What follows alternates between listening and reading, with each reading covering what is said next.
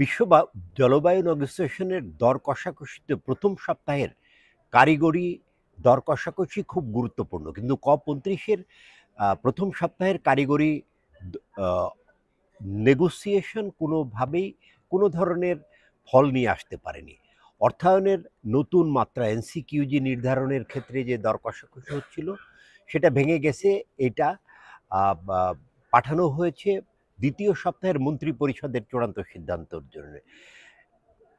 Global goal on অ্যাডাপ্টেশনের আলোচনায় একই ধরনের ঘটনা ঘটেছে নেগোসিয়েশনের আলোচনায়।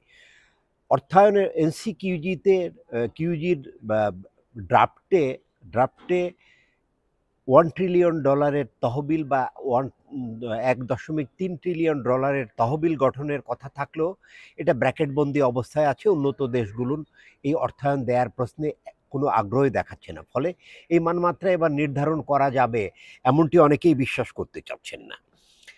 গ্লোবাল গোল অন অ্যাডাপ্টেশনের রিপোর্টগুলো পর্যালোচনা হয়েছে, কিন্তু কারিগরি কমিটি এটাতেও কোনো সিদ্ধান্ত নিতে পারেনি, ফলে সেটাও পাঠিয়ে দেয়া হয়েছে মন্ত্রী পর্যায়ের আলোচনার জন্য। আগামী সোমবার থেকে শুরু হবে মন্ত্রী পর্যায়ের আলোচনা। মিটিগেশন সহ নানা বিষয় নিয়ে প্রথম সপ্তাহে আলোচনা হলেও সেখানেও কোনো ফল আসেনি।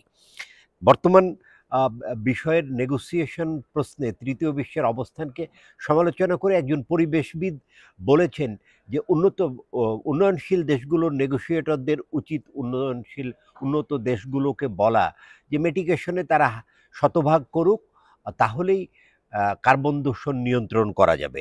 এর মধ্যে শঙ্কা দেখা দিয়েছে যে কপের আলোচনাকে পুরোটা বাজার নির্ভর করার চেষ্টা হচ্ছে। যদিও তৃতীয় বিশ্বের দাবি হচ্ছে পাবলিক সেক্টর অর্থায়ন এই ক্ষেত্রে বাড়াতে হবে, কিন্তু এখানে ইনোভেটিভ ফাইন্যান্সিংয়ের নামে নতুন বিনিয়োগ বাড়ানোর চেষ্টা হচ্ছে।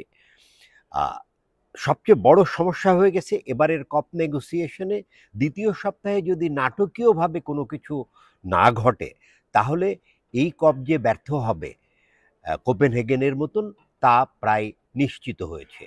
আজারবাইজানের রাজধানী বাকু থেকে Molla Amjad Hossain, energy and power.